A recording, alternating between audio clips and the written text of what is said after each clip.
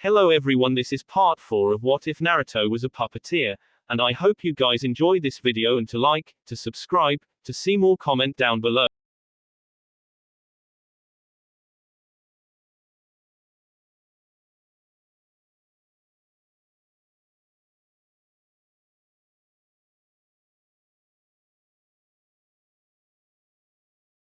Round 44 under the best of relations. Sasuke was annoyed at Naruto for, in his own mind, one-upping him, while the blonde in turn was irritated at Sasuke for second-guessing him. Sakura on the other hand was helpless against watching her teammates silently brood. One she was frightened of, even if she wouldn't say it, and the other she admired, and couldn't bring herself to doubt. It put them in a stalemate situation for almost 2 minutes as they hopped through the trees in the direction of the tower, none of them speaking. Surprisingly, it was Sasuke who finally pulled them to a stop in a relatively enclosed clearing, turning back to the others with grim-faced irritation as he overcame his own stubbornness. "We need a plan. We can't just run in here without any idea what we're doing." Dropping down from the trees to join him, Naruto and Sakura briefly shared a glance before nodding, although somewhat reluctantly in the case of the former. "I agree with you, for once." Sasuke's eye twitched but he didn't say anything against the baiting comment. "Good. Then you can hold the scroll." He flipped it out of his pouch and tossed it over the blonde, who examined it momentarily before slipping it out of sight in his jacket.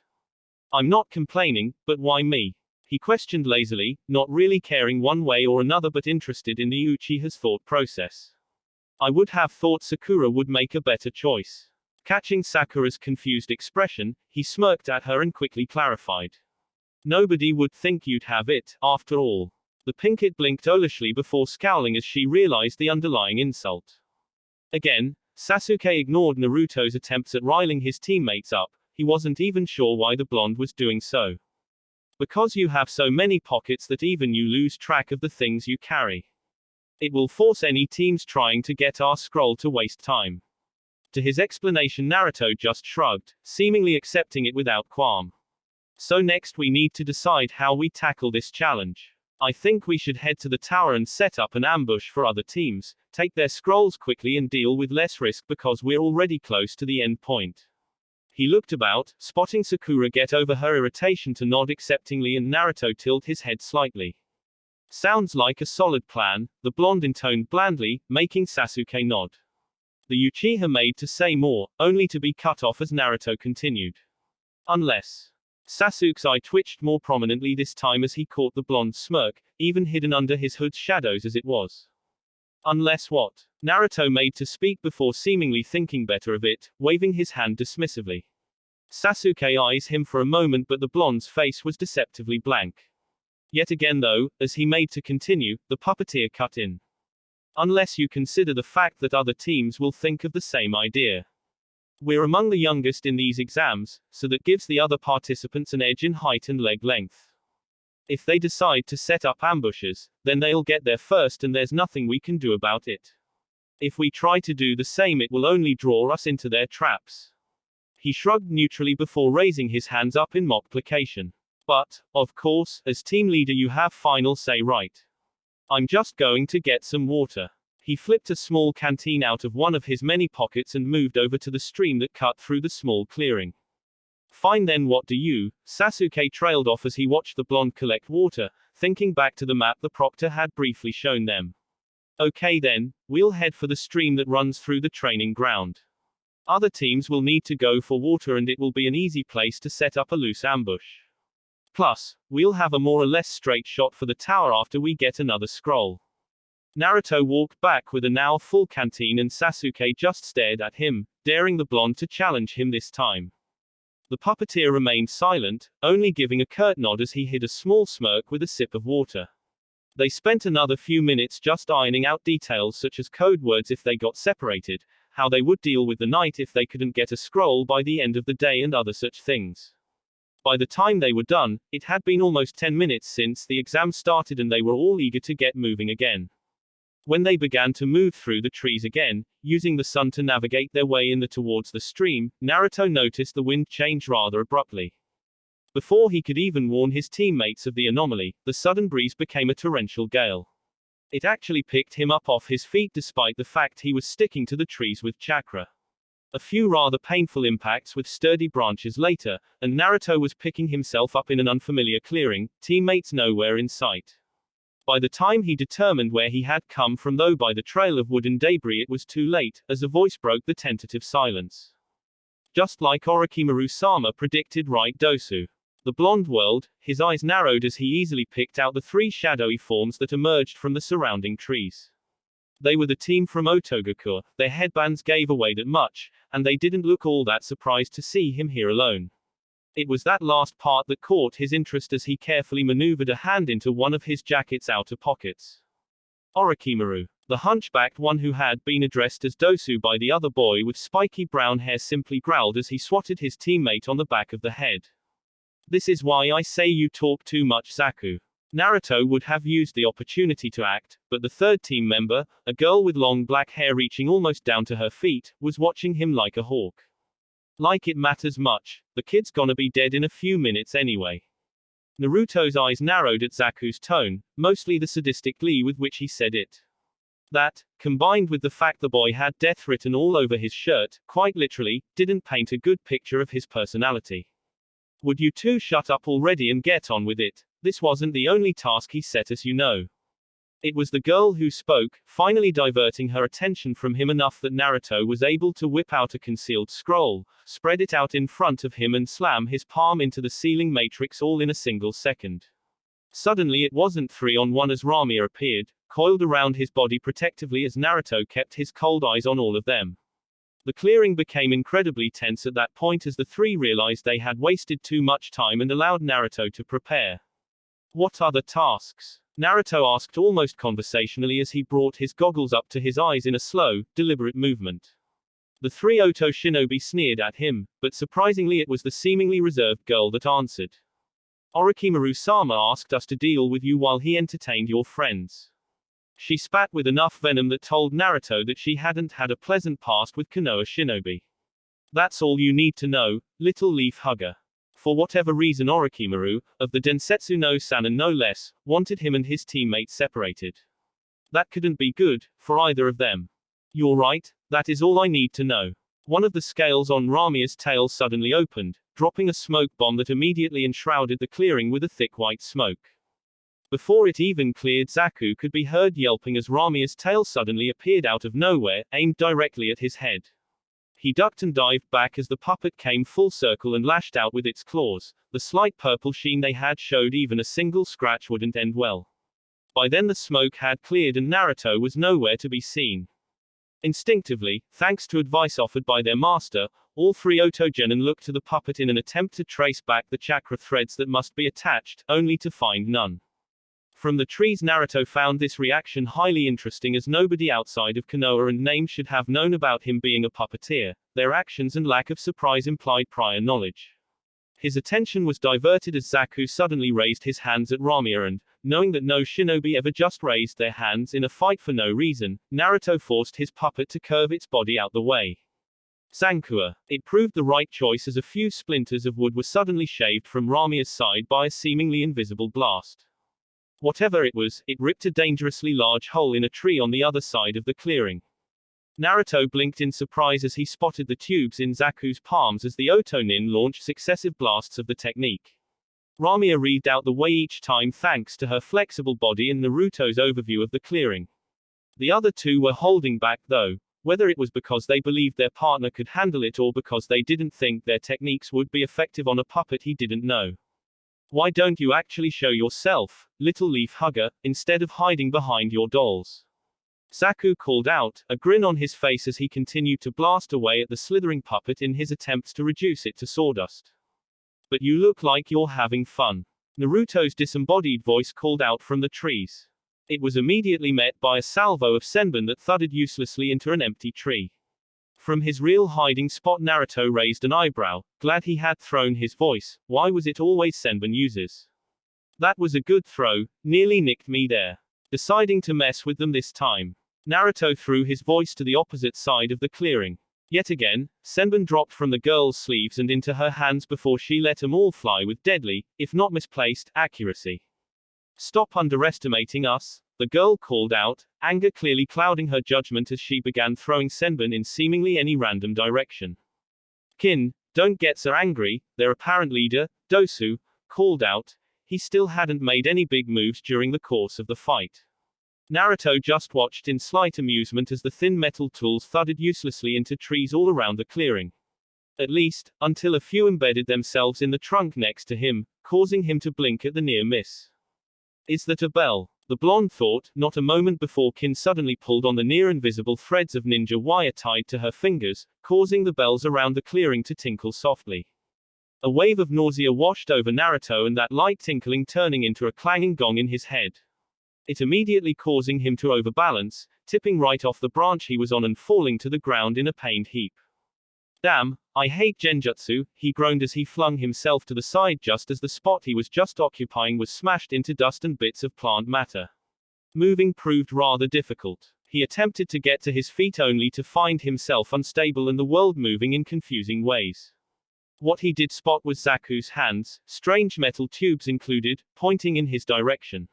Shakily, his fingers twitched, and Ramia was suddenly interposed between them, ready to absorb the blow. Surprise. His eyes widened at the sudden, gruff voice to the side and he was only just fast enough to bend his head out the way of a vicious right hook, only to realize his mistake moments later as the familiar metal gauntlet passed a few inches from his face. Immediately, a rush of nausea far worse than Kin's attack tore through him, sending the world spinning and his insides twisting as he fought down his stomach's contents.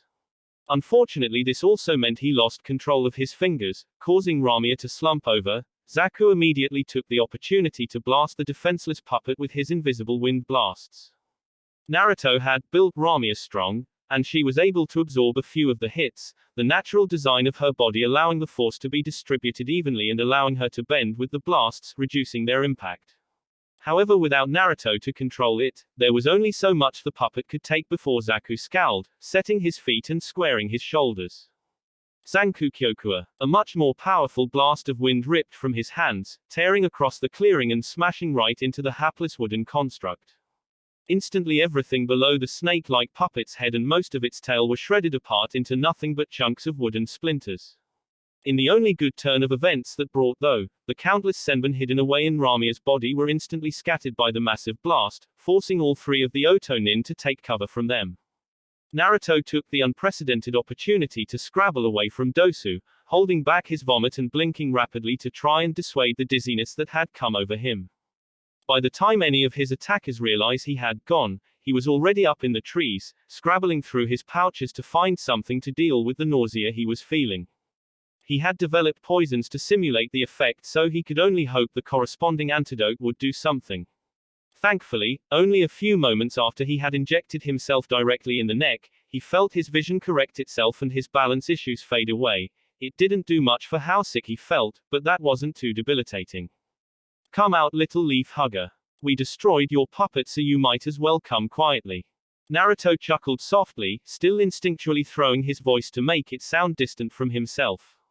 Foolish, all three Otonin's ears pricked up, trying to locate the boy now that they were savvy to his little ventriloquist act. Naruto on the other hand simply reached into his pocket, withdrawing another scroll that he quickly opened and unsealed. To assume I only have the one. The three could only ponder on his words before they heard an unsettling skittering sound. It was Kin who spotted it first, it most definitely being the best way to describe the monstrosity that emerged from the trees. Long, lank white hair sticking together lay like a messy veil over dark, glassy eyes that stared at them, almost as if the thing was alive. That was all Kin ever got to see before it raised one of its long, spindly legs and shot a single senbon, faster than any human could ever throw, from the tip. It landed with deadly accuracy, embedding in the Oto Kunoiki's neck and causing her to almost instantly slump to the ground like a sack of potatoes. Zaku and Dosu were more on guard for the next barrage, the former sending them careening off course with his wind blasts and the latter batting him away with his gauntlet. The new arrival quickly scuttled back into the darkness of the trees, leaving the two alone again. Do you like her? Naruto's voice called out, taunting them further as they continued to hear that unsettling skitter all around them. I call her Arakun. Dosu's eyes nervously glanced around into the trees, never once noticing the shadow that is slowly descending over his own. Say hello, Arakun. Dosu wasn't ashamed to say he screamed as he looked up, right into the emotionless wooden face of the puppet. Under the right circumstances he might have said that face was beautifully sculpted. However, the four smaller glassy eyes above the main pair and the disgustingly segmented jaw shattered any illusions of beauty. What the fuck is this thing? Dosu tripped over his own feet as he backpedaled away from the puppet, which he now saw to be hanging by a long silvery thread emerging from its bulbous black abdomen. It opened its mouth, much wider than should have been possible for any human, and hissed at him, what looked to be thick, viscous saliva dripping from its mouth. Suddenly it spat at him, a great glob of that same substance, and Dosu automatically raised his gauntlet to protect him. He could only watch in fear as whatever the substance was ate right through the metal like it was damp paper. In his shock, he didn't even make a move as Arakun dropped to the ground, scuttling forward and picking him up in her two human arms. It was only when she opened up her impossibly wide mouth again, the cheeks and jaw literally unhinging, did he begin to struggle, closing his eyes in fear. The wad of acid to the face never came. Instead he felt something vaguely soft and moist envelop his head, before moving across his shoulders and arms. It was only by the time his entire torso was enveloped did he snap out of it, kicking and struggling in vain. He opened his eyes to see only darkness. A pungent smell invaded his nose that made his eyes heavy and his movements weaker until his vision blurred right into unconsciousness. Zaku watched on in fascination and disgust as his teammate was eaten in front of him. The plates that formed Arakun's body shifted and moved with the lump he knew to be Dosu's body, revealed to be attached to some membranous material that could expand and contract to accommodate the prisoner as they were swallowed. He guessed Dosu ended up in the dull black abdomen the woman's torso was attached to, along with 8 skittering black legs that were deceptively fast. As that same puppet turned its eyes on him he immediately raised his arms warningly, aware he was the last one of his team left standing. Your teammate isn't dead. The brown-haired boy started, arms raised as he spotted Naruto drop into the clearing, strategically keeping Arakun between him and Zaku. He's just lying in a gaseous blend of various drugs that will keep him asleep as long as he's inside Arakun. Naruto smirked as Zaku's hands twitched and Arakun in turn moved her laden-down torso into his line of fire. Don't be too hasty, one wrong move and you'll blast your friend into little bloody chunks. At that Zaku sneered, motioning towards Kin's limp body without ever taking the eyes off the blonde. He really wished the puppeteer's long jacket wasn't covering his hands, he couldn't know what the boy was doing with his fingers and it unnerved him. It doesn't matter anyway, he shot back. One of my teammates is dead so it's not like we can proceed.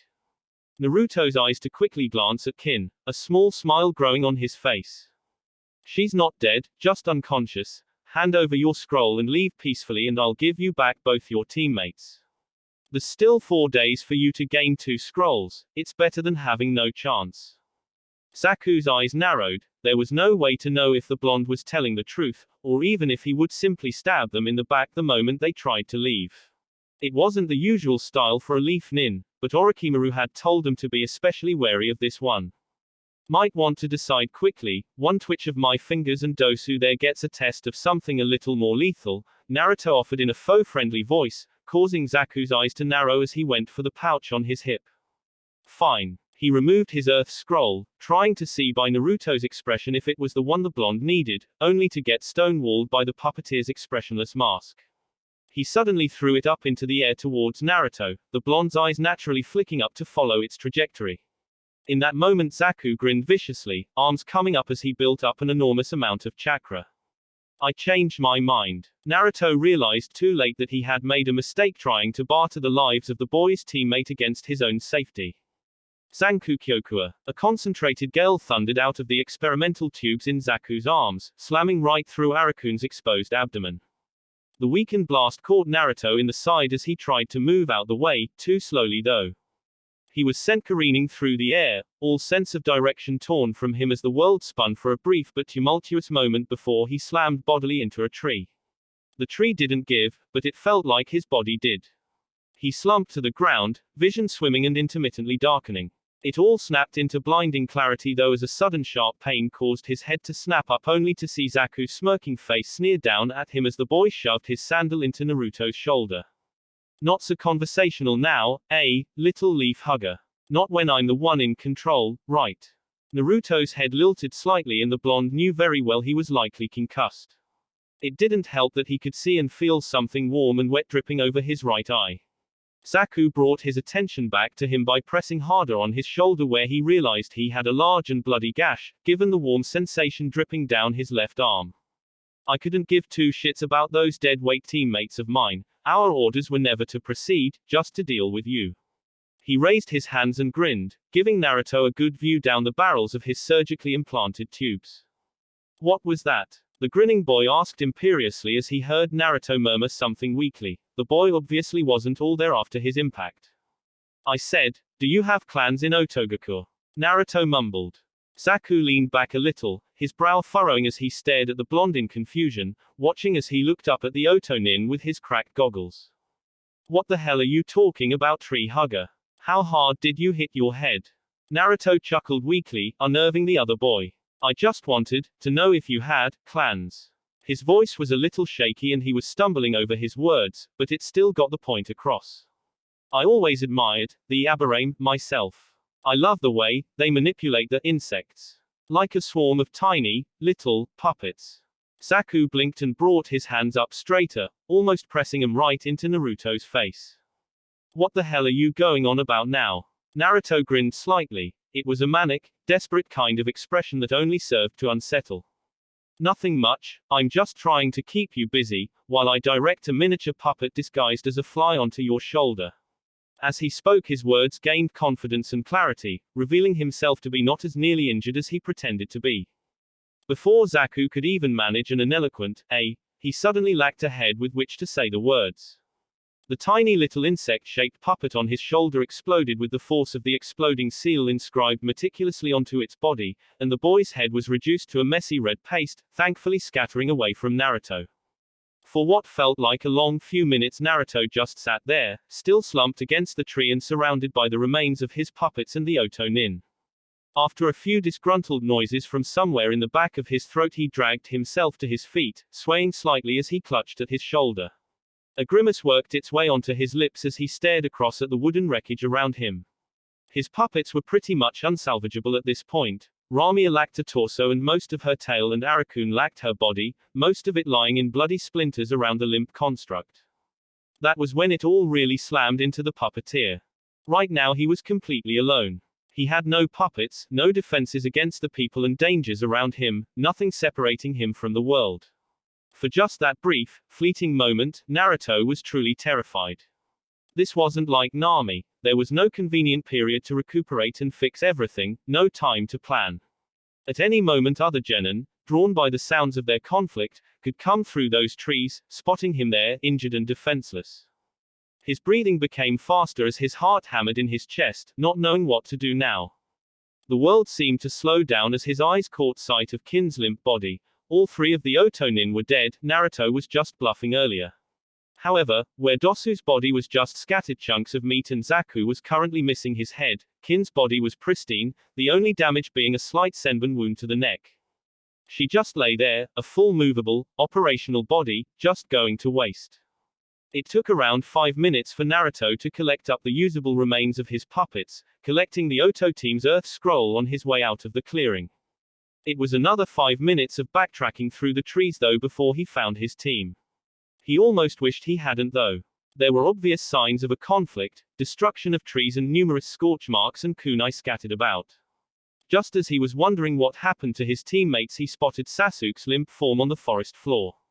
He dropped down next to him, noticing the dark-haired Uchiha was twitching and writhing in place, obviously unconscious but still in a great deal of apparent pain.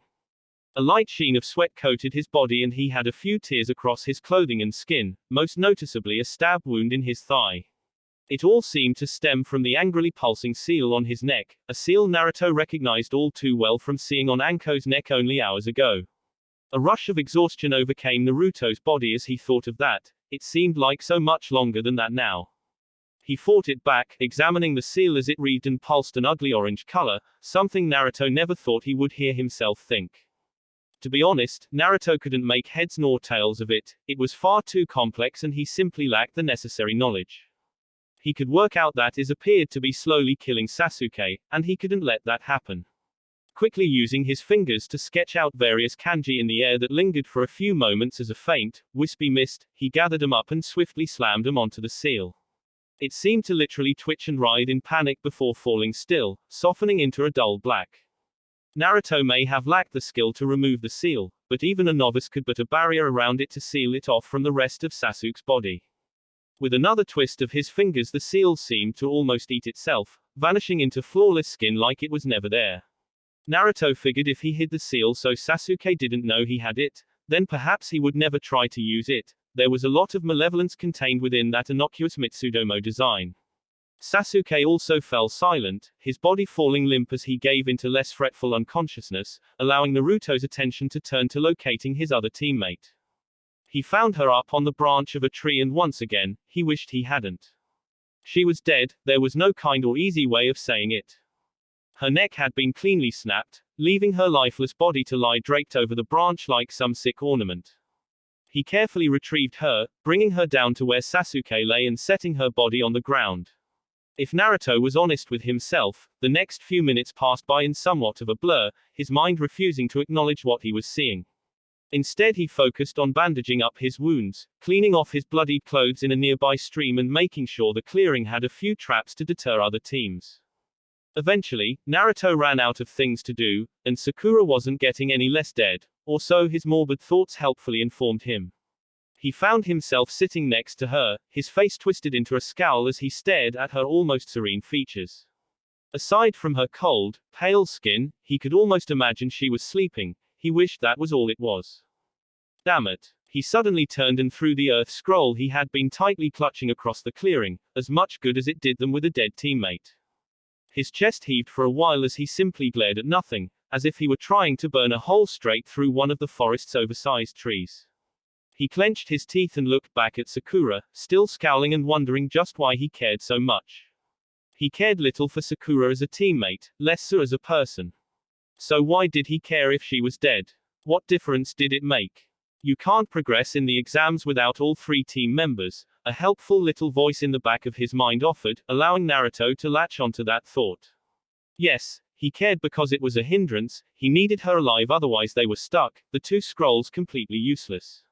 He looked back down at Sakura's cold form, agonizing over what to do, and all these irritating little feelings that kept sweeping over him weren't helping. His mind offered up images of a crying little pink-haired girl being comforted by a youthful, innocent blonde only to swat them away. Naruto didn't have time for the sentimental thoughts, he needed to stay focused. What's going on? Naruto almost wanted to groan as he heard Sasuke speak up, the dark-haired teen propping himself up on an elbow and placing a hand on his forehead. Naruto? Sasuke questioned as black eyes locked onto blue. Naruto's goggles were down because they were useless in the cracked state. Wait. The boy's eyes snapped open in alarm as he jerked about, eyes scanning this way and that for an invisible threat. Kusa nin. Sakura. Orochimaru. He shouted fervently only to quiet as he saw Naruto shush him with a scowl. Things were bad enough without alerting any nearby teams of the distress. Quiet down, Naruto hissed out in a quiet but surprisingly authoritative tone. Orochimaru is gone. I found you guys like this. Sasuke took a moment to calm himself before locking eyes with Naruto heatedly. Where were you? Thankfully, he managed a hoarse whisper. I was ambushed the moment I got to my feet back there. I only managed to beat them and get here around half an hour ago. Sasuke narrowed his eyes at him, but Naruto held his ground and eventually relented, his eyes naturally falling down until they rested on Sakura's unnaturally pale form. Wait, Sakura, is she okay? Naruto was surprised by the genuine concern that seemed to come from the self-proclaimed Avenger. He hadn't though the boy cared much for Sakura. He was about to tell him the truth when his own mouth betrayed him. She's fine. At that time Naruto had no idea why he straight out lied to the boy. Later he would look back and realize if he hadn't, things might have gone so very differently. But, she isn't breathing. Naruto grimaced at the Uchiha's observation, his mind whirling at a mile minute. He was committed to the lie now. She was badly injured when I got here, I needed to give her a drug to relax her body, it's a side effect. You remember what that hunter nin did to Zabuza? Sasuke looked down at Sakura's body for a second before nodding slowly, unnerved by how much it looked like she was actually dead. Don't worry about her, I know enough to treat her, but we'll need to get to the tower soon. Sasuke was still staring at Sakura but was snapped out of it by Naruto's voice. But he trailed off as he saw Naruto hold up the 2 scrolls they now had. I took it off the team that ambushed us, we just need to get to the tower now, Naruto quickly supplied, sliding the scrolls back into his jacket and picking up Sakura. Awkwardly, he swung her limp body onto his back, a chill going down his spine at how cold she was. Sasuke took one look at him before nodding quickly. All right, let's go. It took more time than Naruto would have liked to cross the distance to the tower, a few hours at least. In his hyper-aware state, thanks to losing his puppets and feeling extra vulnerable, he made sure to stick clear of anything that might be an ambush. His extreme paranoia managed to get them to the tower without interference, letting both boys release a sigh of relief as they crossed the threshold into a warm, barren room. Between them, it didn't take long to solve the riddle, and soon, after a large puff of smoke, they found none other than Iruka in front of them. The man had a proud smile on his face as he took them in, only to frown as he spotted Sakura hanging on Naruto's back. Is Sakura okay? Do we need to get her to a medical nin? Eyes widening imperceptibly, Naruto quickly shook his head, forcing an apologetic smile onto his face as he pulled down his hood. No need, Iruka-sensei, Sakura-chan is fine. Sasuke looked across at him strangely, wondering when his blonde teammate had become so familiar with Sakura. But, I gave her a rather delicate cocktail of drugs when she took a nasty injury, so I think the med nin will do more harm than good if they try to treat her, you know. Iruka looked worried, but Naruto dissuaded his concerns with a dismissive shake of his hands. It's nothing serious, sensei, but she's going to need a lot of rest, so can I get her to the rooms? Iruka nodded slowly, a frown on his face as he began walking with the 2 out into the tower proper. Are you absolutely sure, Naruto, you don't want the medics to look her over? The boy just smiled disarmingly, hefting Sakura up a little higher as the girl began to slide down his back. Come on, sensei, you know I learned a lot of medical techniques during my time in the academy, I know exactly how to treat her. Plus, this is a survival exercise, right? There won't be any convenient medic nin out on real missions. Again, Iruka nodded slowly, the troubled expression not leaving his face, which left Naruto to bring out the big guns. It's okay, sensei, she's my teammate, I won't let anything bad happen to her. Finally, the academy instructor's features softened and he gave a small, encouraging nod. Well, all right then, but if she hasn't recovered by the end of the remaining 4 days, then bring her to the medics, okay? Naruto nodded enthusiastically as the Shunin finally left them alone to find the rooms. Sasuke was still giving him slightly odd looks, but he must have been too tired to care as he quickly separated into one of the suites, allowing Naruto to slip into one of his own, a double, and breathe a sigh of relief. Carefully he lay Sakura down on the bed before walking over and unsealing Kin's body and laying it on the one across the room. At least sensei would be proud I managed to get 2 girls into bed. Naruto murmured to himself humorlessly as he wished, and not for the first time, that he had a clue what he was doing. Naruto didn't do much in that first day. He spent a good hour simply staring at the 2 corpses occupying his room, before sealing them back up. He felt sick. He wandered the tower instead, trying to keep his mind very much off the 2 sealed bodies he had with him. That didn't really accomplish much either, although it did allow him to overhear 2 Shunin talking about the fact that there may not be any preliminaries this year given the way the examinee teams were trickling in slowly. Apparently only 3 teams, including Team 7, had made it in so far. Naruto did his best to avoid them. He tried to go down to the canteen on one of the lower levels but only ended up picking at his food, his appetite quickly leaving him as he poked at his meat. Go figure, cooked animal flesh just wasn't really doing it for him right now. Maybe if he thought of the corpses as nothing but animals, it would make all of this easier. For some reason the thought only made him queasy, not to mention he just couldn't rationalize his teammate away as some kind of cattle. The Otogakure, on the other hand. After a good few hours of agonizing over it, he was back in his room, staring at Kin's body laid out over the bed. He had removed the mattress so she was lying on the hard wooden support underneath, he figured that would make things easier. Sakura was still sealed up, he just couldn't deal with her right now, he might make a mistake that he couldn't fix. Then again, this whole life felt like a huge mistake already, but what was he supposed to do? Run to the Hokage and tell him that he lied about his teammate's death just so he could advance in the Shunin exams, that he had already considered desecrating her body for the same reason. He shook his head firmly, focusing on the other girl for the moment. He slowly turned his head back to her, properly examining her for the first time since collecting her body. Oh, sure, he had looked at them, but he had never properly examined her. It almost reminded him of the dead bird he had used as inspiration for Hain. For a while he simply moved her body about, lifting her arms, flexing her joints, turning her head this way and that. For a minute, he even satisfied a mild, childish curiosity he had regarding the female body, before realizing just what he was doing. He was sick moments later, the full brunt of his actions finally slamming into him. Even so, he returned to examining her body a few minutes later. After being sick he felt a little better, as if simply acknowledging his actions had made it that much easier. He felt detached from the situation almost, as he was simply guiding his body instead of actually living it. It was almost as if the impending deadline of the body's rigor mortis was pressuring him to act. His mind became clinical, listing quickly through the things he would have to do to turn a human body into a workable puppet. It was almost like a mental game, and that was what he turned it into. He had to. First he had to break the joints, disconnecting the major skeletal muscles from the bones so that he could install his own joints in their place. He would have to remove the internal organs as well, as they were simply wasted space now. He would have to drain the blood so if it was cut there would be no evidence as to its origin. To further prevent this he would have to reinforce both the skin, the muscles and the skeleton with the special resin he used on his puppets to increase the durability.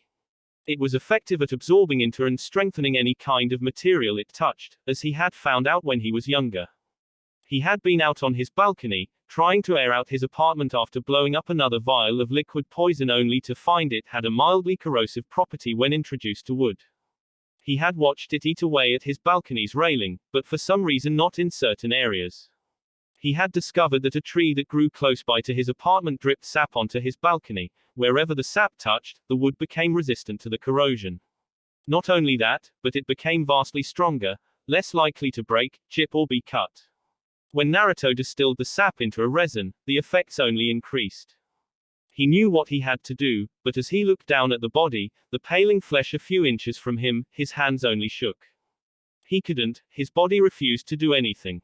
And again, he sat there and he just looked, as if he could make all these things happen without having to touch her. Then, as though some invisible switch had been flipped in his mind, his hands began to move without him realizing it. They moved numbly through familiar, worn hand seals for a simple D-ranked wind technique he used to cut wood into shape. Then, eyes glazed and not entirely focused, he breathed out, cutting a single straight line down Kin's torso. There was less blood than he would have imagined. It was like he was on autopilot, simply checking things off a list as he did them. His hands moved autonomously as his eyes drifted lazily about, sightless and dull, but clinical in their approach. He worked tirelessly through the night, not caring when he felt the first calls of sleep pull at the back of his mind, not paying attention when his stomach growled for food. There was only his hands and the body in front of him, not a human, just an incomplete puppet. There was a ticking in the back of his mind and he knew it wouldn't go away until it was complete, until he finished her. It was only when it was all over, when he could finally look down at his hands and actually see the blood on them that reality snapped back into focus. His breath, like it had been stolen from him for a few minutes, suddenly snapped back into his lungs as he let out a stifled gasp, falling backwards onto the floor and just staring at his blood-soaked hands. Kin looked at him from her now upright position, staring down at him with glassy eyes, mocking him with her now permanent smile. Oh Kami. Naruto couldn't look away, his eyes were fixed on her motionless form. She just sat there, waiting for him to use her. Naruto immediately rolled over, emptying his stomach on the floor again and retching until there was nothing left to expunge. His hands gave out from under him and he rolled back onto his back, lying next to his own vomit and staring up at the ceiling. Except he wasn't seeing it. All he could see was Kin's smiling face, still waiting. He felt something warm on his cheeks only to realize he was crying. He wasn't sure when he had started. He spent the rest of that night curled in on himself in the corner, unwilling to look up because he knew she would be sitting there. She was unable to close her eyes after all. She would always be looking. However, his eyes did drift to the scroll in his pocket. Each time they did he felt bile rising in his throat. He couldn't, not again. Kakashi arrived on the final day of the second exam in a good mood. Why shouldn't he be after all?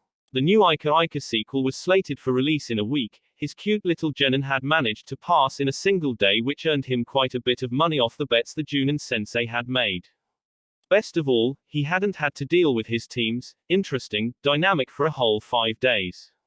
Yeah, everything was coming up Hitaki. That was why he wore his signature eye smile as he alighted amongst the other sensei on the balcony in the lowest level of training ground 44's tower.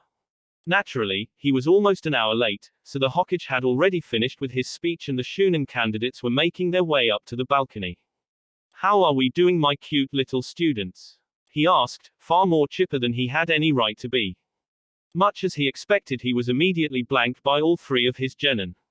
Sasuke walked right past him with a small grunt of acknowledgement, hands in pockets. Naruto simply slid by like a ghost, hood up and goggles over his eyes. His features were far colder than Kakashi remembered seeing them. Surprisingly, Sakura was the same, slipping by him with her head down, her hair rather messy and falling across her face. Her eyes were half-lidded and she looked tired. "Are you okay, Sakura?" Kakashi inquired congenially, his genuine concern not quite reaching his voice, making him come off flippant and insincere. Sakura simply sighed and leaned on the banister, letting her head droop slightly as she looked down at the arena floor with half-lidded eyes. "I'm okay, sensei, just a little tired," the girl replied drowsily. Kakashi nodded with another eye smile, turning away to chat to some of the other sensei and never noticing how some of the tension seemed to just dissipate from Naruto's shoulders. All eyes turned to the front of the room where the electronic board had finished cycling through names, stopping on Lee, the spandex-clad boy from before, and another Konoha ninja that was older than them. Apparently, the Shunin Naruto had overheard had been wrong. There were enough candidates for a preliminary round. There were 16 remaining Shunin prospects in total. All the rookie teams as well as Team 9 had made it through. There was also an older Konoha team from which 2 members had quickly dropped out due to injuries, leaving only Lee's current opponent. There was also the Sand team with the redhead Naruto had noticed before, as well as a second Suna squad. They had dropped out almost immediately, sending wary glances at the redhead the entire time. It didn't exactly make Naruto any less cautious of the boy. The first fight of the preliminaries was disappointingly quick, with Lee showing incredible prowess in taijutsu. His opponent, the only older Konoha genin to make it this far, was attempting to use what appeared to be a chakra-draining technique on the bowl-cut boy. For whatever reason, it didn't appear to have any effect on Lee, allowing him to mop up his opponent with brutal and efficient taijutsu. It ended with his opponent in a crater on the ground and a touching, if not highly disturbing moment between Lee and his sensei. Naruto might have mistaken them for some horrible cloning accident if they hadn't been informed otherwise by their sensei, who seemed suspiciously desensitized to the whole display. The names began to cycle again and Kakashi's attention was promptly diverted as Sakura pulled on his flak jacket. "Sensei, do you mind if I rest a little?" the pinkett asked in that same subdued voice from before. She really did look tired. "Can you wake me up when my match is called?" Kakashi had been informed that she was injured during the second exam and had required treatment, but didn't know the extent of it. He simply gave the girl a nod to which she returned as thankful smile before moving over to the wall of the balcony and sliding down into a sitting position with her legs tucked up against her chest. Her head dropped down and within moments it looked as though she was asleep. Kakashi simply smiled, thinking she must have stayed up worrying about the third task. He couldn't think on it any longer though, as one of his students was finally called up. He gave Naruto an encouraging pat on the shoulder as he walked by, but the boy didn't even seem to notice it. If Kakashi hadn't known any better, he would have said even Naruto looked more tired than usual, but with the permanent shadows under that boy's eyes, not to mention the concealing goggles, it was difficult to tell. Of course, his thoughts were immediately derailed by a far more exuberant pat on his own back, courtesy of Matogai himself. "Isn't this excellent, Kakashi, my friend? We are able to watch our own students pit their flames of youth against one another. Is there a more joyous sight?" Kakashi looked past the crying man to note that it was indeed Guy's student Naruto was paired up against. Down on the arena floor, Tenten was bouncing up and down on the balls of her feet, an excited gleam in her eye as her fingers moved restlessly. It was in stark contrast to Naruto, who stood there more akin to a statue than a living organism, his body motionless as he waited for the proctor to begin the match. As soon as the arm came down, Tenten sprang into action by launching a lethally precise salvo of kunai at the blonde. Naruto didn't even move, and a moment later every single kunai hit home, except they passed right through the younger boy as his body faded away. Tenten's eyes widened as she realized she had been fooled by a clone before whirling at a voice. I hope you don't mind being used as somewhat of a guinea pig, but I am unused to this particular puppet in a fight. Naruto's dull, lifeless tone drifted across the arena from seemingly no one place, forcing Tenten's eyes to dart about to locate him. The audience were confused too. It may take me a moment to get used to it. Before any of them resorted to using Dujutsu to locate him, he emerged from the floor, seemingly melting out of it, which caused Kakashi's eye to widen. He had never taught Naruto the subterranean voyage technique. One particular occupant in the room was staring at the boy like he had grown a second head. Kankuro was telling himself that he had to have heard wrong. There was no way the boy had said he was using a puppet. I haven't even named her yet, although I'm leaning towards Kane, Naruto intoned tiredly, creeping Tenten out as he reached for a scroll in his jacket. She was about to stop him with another barrage of weaponry only to catch movement out the corner of her eye. She turned on a dime and instead released her kunai on the Naruto behind her, only for it to be revealed as a clone, simply as a distraction. It bought Naruto enough time to unseal Kin's body, although it would have been unrecognizable as such to most. Gone was the naturally pale skin tone, instead dyed a deeper beige by the resin, giving her an almost tanned appearance. Her skin appeared unnatural and shiny, looking more synthetic than normal flesh, which of course, was the point. Her previously neatly tied hair was let loose, scattering like a billowing black shroud around the puppet and partially masking her face.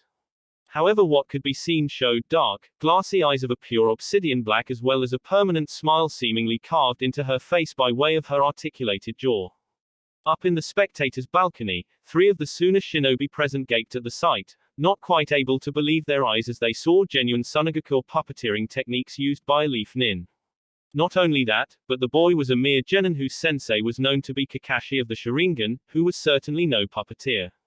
Kankuro especially was glaring down at the boy, his fingers digging into the balcony's railings until his knuckles turned white. Down in the arena, Tenten wasn't doing much better, staring at the human-like puppet in confusion. Kin, or Kane, began going through a range of test motions, from flexing her arms and legs to taking a few tentative steps forward. Her unsettling expression never changing, not that it could. The puppet itself was wearing a set of Naruto's clothing, as he had little else on hand, which meant a fishnet shirt with a vest thrown over, buttoned up of course.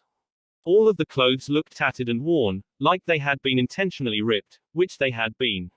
It only served to raise the creepiness the human facsimile gave off as Naruto stood behind it, face like it was carved out of stone. Okay, now I'm ready, Naruto said, after a few moments of deafening silence. It snapped Tenten out of her confusion as a menacing grin overcame her lips. You better be, doll boy. From the stands, Kankuro gave an indignant yell, only to realize that for once the insult was not aimed at him. He went back to scowling at the hooded blonde. Naruto on the other hand ignored the taunt, focusing on the way he moved his fingers. Controlling Kin was like controlling no other puppet he had ever created or used. In a way though, she was exactly like the puppets he used, although it took him long enough to figure that out once had gotten over her creation in the first place. Since then Naruto had felt an odd detachment from himself and the things he did, like they weren't really his own actions. He controlled his puppets by using controlled bursts of chakra sent along his threads by way of specific finger movements or combinations. These activated and manipulated the seal arrays strewn through the puppets, which in turn controlled specific processes of the puppet. Kin was different, using her felt wrong. She wasn't his puppet, it was more like he was forcing her body into position than guiding it there. However, it was the same principle. He found he could actively control her chakra network in the same way he controlled the seal arrays in his own creations. The chakra network was like the most complicated sealing array Naruto could have ever devised, forcing him to simplify it into more usable tasks and commands through gestures and motions. That was another thing that Naruto felt was wrong with using a human puppet. Not only did he not create it, so he knew nothing of its full intricacies, but it felt like he was soiling it. He was bastardizing such a beautifully complex and detailed piece of art into ugly, simple tasks that were just beneath it. Naruto felt that reducing humans to puppets was inherently insulting. The complexity of a human was what he should be aiming for in his puppets. Beggars could not be choosers, and Naruto had little other choice but to use what he had on hand. Tenten learned this the hard way as she began to launch barrage after barrage of seemingly endless kunai, and that was coming from a puppeteer who knew a little something about improbable supplies of weaponry. Kin was always right there, arms raised to deflect every single attack with her reinforced arms. She moved much faster than when she was alive, thanks to both Naruto's skill and her sudden lightness. Her movements were noticeably jerky though, showing Naruto's inexperience dealing with this form of puppetry. All the same, she was an adequate shield for even the heaviest rain of kunai and shuriken, and as long as she was there to intercept every barrage, it mattered little how lethally accurate Tenten was. He had to hand it to the girl though. She began to get creative quickly, using kunai to actually deflect the paths of other mid-air projectiles in order to try and blindside him. Of course Kin was easily maneuverable enough and he always kept her close to him enough for it to not become an issue. Even as the match progressed it was obvious to see he was becoming more and more comfortable with her use, her movements became more fluid and his defenses more creative. It was only when Tenten finally seemed to run out of her innumerable weapons and was reaching for a scroll that Naruto turned to the offensive. From personal experience he knew allowing an opponent to retrieve a scroll for any reason was usually a mistake. The Oto team learned that well enough. Kin suddenly darted forward, moving at speeds Naruto himself couldn't have matched, and was suddenly within Tenten's guard, shocking the girl and forcing her to jump back. It was too late though, the damage was done as evidenced by a thin red line suddenly appearing under her torn Chinese-styled shirt. You might want to forfeit the match within the next few seconds, Naruto suddenly called out, still in that droll monotone as he had Kin return to his side, confusing his opponent when he failed to press the offensive. Tenten simply looked at him like was crazy. She had barely even felt the scratch under her chest and he wanted her to forfeit. Up in the stands Sasuke placed his face in his hands, knowing what Naruto had done and already knowing the match was over. Most of the spectators on the other hand looked just as confused as Tenten, however Kankuro was still fuming, perhaps even more so than before. PFFT kid, I don't know what kind of opponents you've faced before but if you think a little scratch like this will, why, Tenten suddenly trailed off as her eyelids drooped. A burning sensation was spreading out from her stomach, numbing her body and causing her mind to become fuzzy. She valiantly hung on for all of 4 seconds before her body slumped uselessly to one side, the scroll she had been holding rolling away from her. Naruto walked over to her prone body, flipped a small syringe out of his pocket with a small flourish and quickly stabbed it into her stomach, just below the cut. Then, as the onlookers watched on with a mix of confusion and shock, he simply walked up to his spot on the balcony. Then, as the proctor got over his surprise and actually called the match, it was like some kind of barrier had been withdrawn that had been holding the tongues of the spectators. The rookies clamored to their sensei to work out just what had happened while Guy and his mini-me were quick to recover Tenten's unconscious form, shouting about her fiery youth or something along those lines. It was the Suna team that was the most vocal as Kankuro glared across at the stoic blonde. What the hell is this? How does a Konoha brat know puppeteering? The kabuki-painted boy gestured across the arena angrily with one hand while the other reached towards the large wrap bundle on his back. Even the boy's sensei, a tall man wearing a veil over half his face and the standard Suna Junin attire, was looking over at the hokage. What is the meaning of this hokage? The stocky man called out, his visible eye narrowing dangerously at the older man. Even as the room broke out into clamoring and no one person could hear their thoughts over the noise, the hokage simply stood there, his gaze neutral as he gently puffed on his pipe like he was sitting in his office and not standing atop a potential international incident. Quiet down. Anko suddenly yelled, her eye twitching in annoyance as she projected her voice with chakra to the point where some of the genin were forced to cover their ears. There was immediate quiet, allowing everybody to hear as Hiruzen cleared his throat softly and turned to the purple-haired proctor with a small smile. Thank you Anko-chan. The woman simply beamed that murderous smile as the aged Kage turned back to address everybody assembled. Now, I understand that there may be some issues that may need to be addressed. However, I believe that these concerns can surely wait until after the preliminary rounds are over. I would be more than happy to use my time to assuage any concerns the Otogakure delegates may have in my office, not while in the presence of those it does not concern. Sending a neutral gaze around the room, the Hokage finally nodded when he saw everybody was settled. Now Hayate-kun, if you would. He motioned to the sickly-looking man who had been handling the preliminaries so far, who coughed into his hand at the sudden attention. Ah, right Hokage-sama. Well then, the next contestants will be, he looked up to the cycling screen as it finally came to a rest on two names, one of the boys in question immediately gulping. Akamaiki Chuji and Uchiha Sasuke.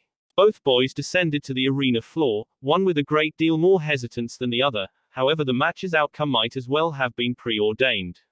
It didn't even look like Chuji wanted to be there, but nevertheless they all watched him go through the motions. Predictably it was over in a flash. Choiju just couldn't keep up with Sasuke's speed and was on the ground groaning within the minute. Sasuke just left the arena looking unsatisfied and irritated by the lack of challenge. He never noticed the way that the Hokage and Anko had been staring at him intently, as if searching for something that wasn't there, and it confused him as to why not. Anko in particular continued glancing at him every so often, rubbing at her neck as she did so. Was what she had been told a lie? Everybody's attentions were diverted as the electronic board once again came to a stop on the next two names. Sakura, the pinkett raised her head groggily to look up at her sensei, who simply motioned with his head to the board. Looks like you're up, knock, dead, Kakashi encouraged with a bright-eye smile. The way his genin were going, he was going to easily beat the other Junin with their bets. Already he had been sending sly looks at both Guy and Asuma as their genin were summarily trumped by his own without much issue. Of course, he couldn't exactly claim to be the reason they had done so, what with Sasuke being a prodigy by his own right and Naruto having learned all his skills by himself, but hey, they didn't need to know that.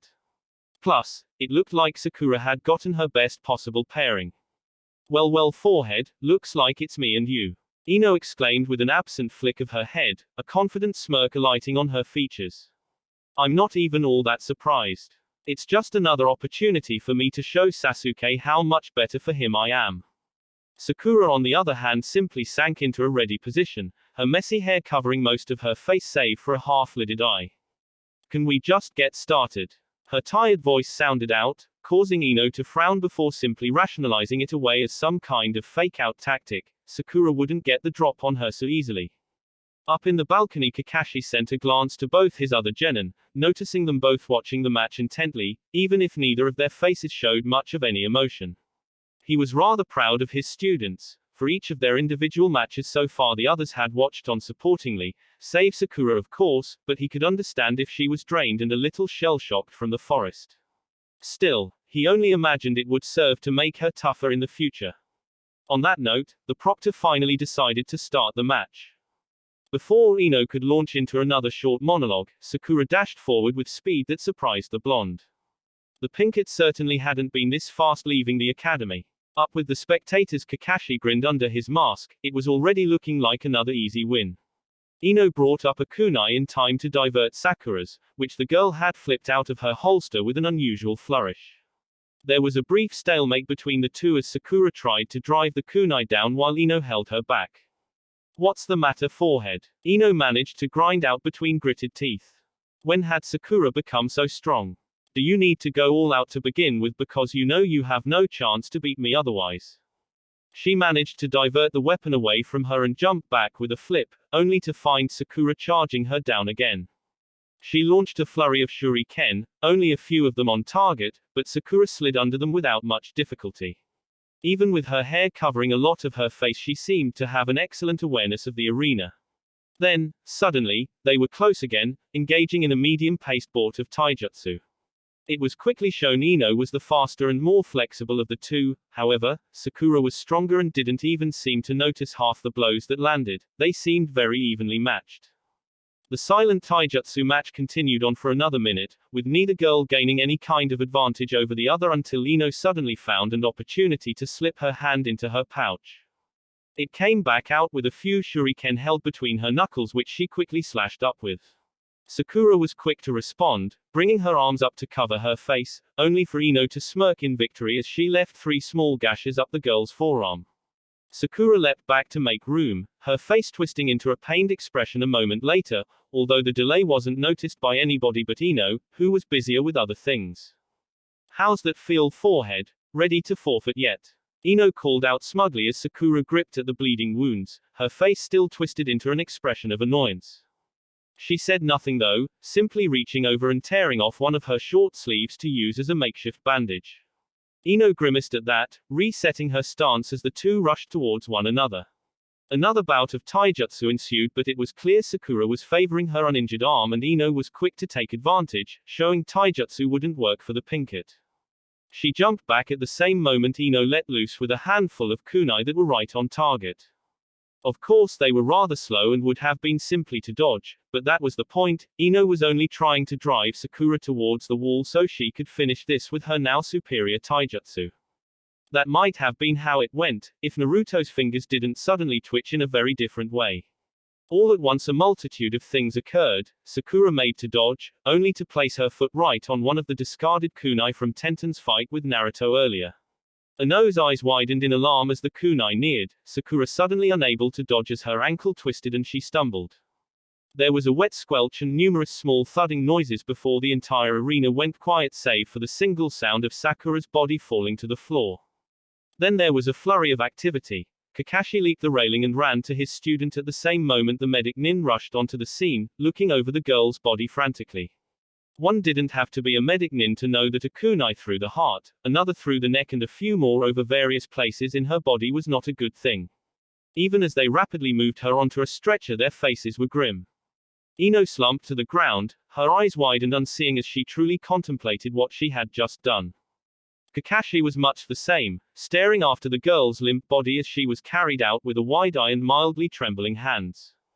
He was whispering something to himself but nobody could hear him, not that they were trying. Immediately the Junin sensei of the rookies were turning to their students, reassuring them that Sakura would be fine and they didn't need to worry. Ino was gently led away from the arena floor by her sensei while the entire arena was restored to some modicum of calm. Shock hung like a blanket over the room. For one hooded blonde, the only sound that could be heard escaping his lips was a quiet, relieved sigh. His face showed the adequate shock that would be needed. After all, he only had to dredge up the memories of how he first found Sakura and his features naturally realigned themselves. Internally, he was roiling with emotion.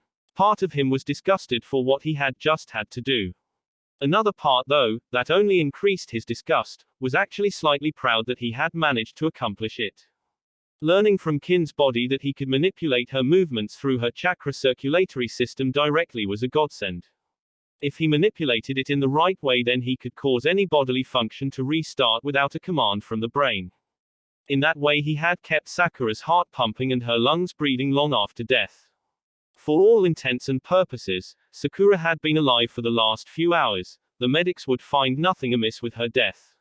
However, as Naruto saw Kakashi walk back up the stairs to them, his face blank and indecipherable, he felt a stabbing sensation in his chest he couldn't explain. Kakashi-sensei. That would be the first emotion other than irritation or amusement Kakashi had ever heard from the young puppeteer, and it barely even registered. Is Sakura going to be okay? Naruto asked quietly. The look he got from the man in return was all he needed to see and he quickly slumped against the wall, his face almost copying Kakashi's blank mask, feature for feature. While it was mostly an act, the confusion he felt inside was all too real. Now it was over, what was he supposed to feel? What did he feel? That will be it for this video. If you want more, comment down below, like, subscribe. And see you guys later.